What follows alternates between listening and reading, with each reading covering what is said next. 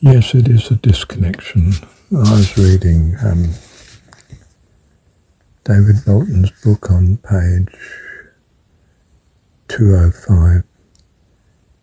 Will asked if she missed God. Yes, terribly, I still do. And she goes into why she does. I miss most of the sense of being connected to the whole the universe. I used to feel I was connected to God like that. And because he was there, I was connected to the whole of creation. But if he's not there, then... And of course what she's coping with there is the contrast of having lived with a consciousness of the possibility of God. Now she's lost that. And there's no need to. It's because, of course, she's associated with the wrong God. She needs to love her God. And her God is the God that's always been to her. The one that personifies what she truly loves. And that's why she couldn't live with the other one that the group had, or seemed to present as having. The groups, like her, of course, is made up of individuals who are conforming contrary to what their individual view of God is, their own personal, individual mix of values. And don't get me wrong, in many ways, simply being human means we have an incredible number of values in common. But certainly not all. And that mix, we could argue in a secular way, is a consequence of our experience here,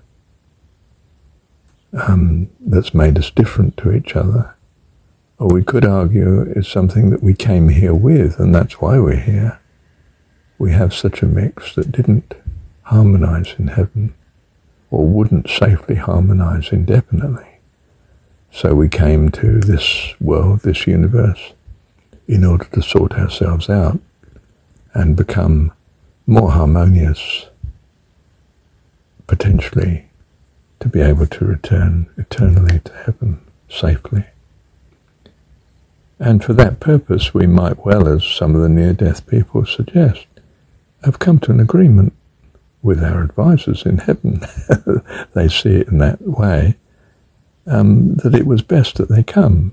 In other words, I chose to be here and chose to have the sort of life pattern that I'm working through, because this is the curriculum that's right for me. This is, the lessons that I need to experience to make me a more reliable, safe entity in heaven, one that won't wreck the joint.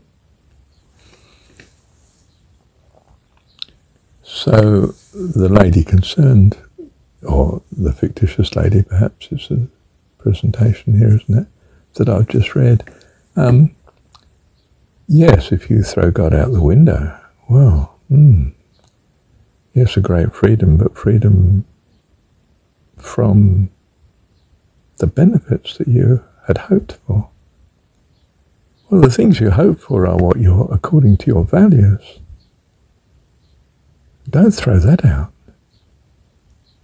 Don't take leaving the group as synonymous with I'm deserting God. On the contrary, I'm turning to my God more faithfully than I perhaps managed for a long time, because the alternative is no good. I need to love my God with all my heart, soul, mind and strength. And I will. I have made a decision. Wow. Bless you. How absolutely wonderful. Bless you. To thine own self be true. And you are. Well done. Well done, my dearest friend. Well done.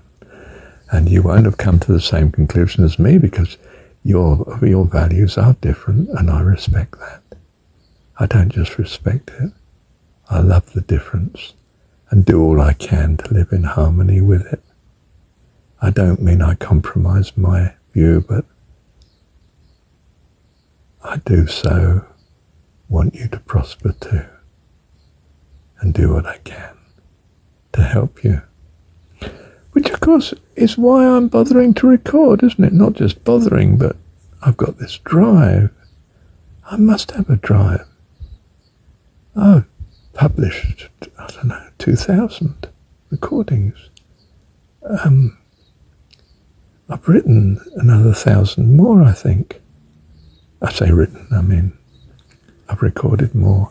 And I'd written a great deal long before that. Pages and pages, volumes of it. Volumes of it.